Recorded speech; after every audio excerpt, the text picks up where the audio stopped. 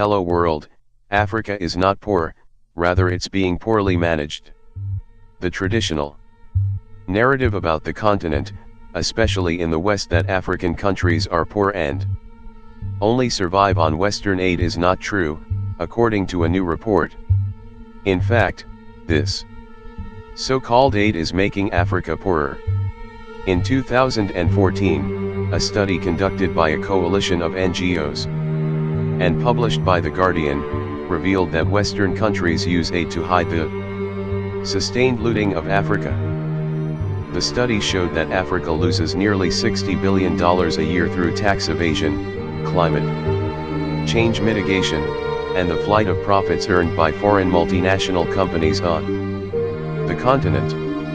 The continent receives $134 billion each year in loans, foreign investment, and development aid from Western countries, but $192 billion leaves the continent each year, the 2014 study revealed.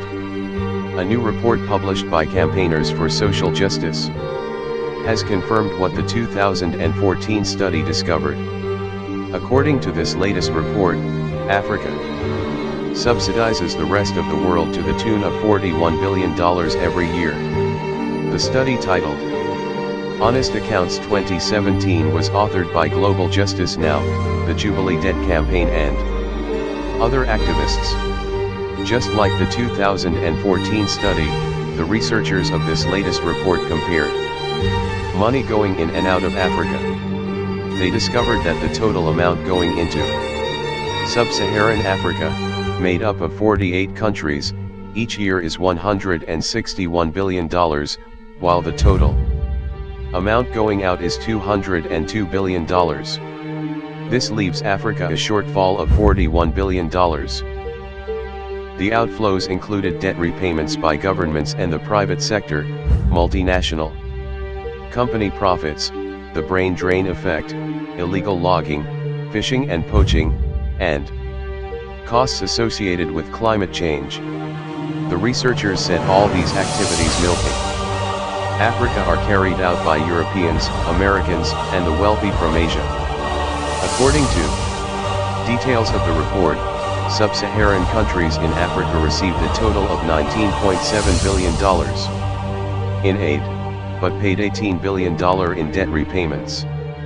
This means aid entering Africa is not free, as it is being portrayed.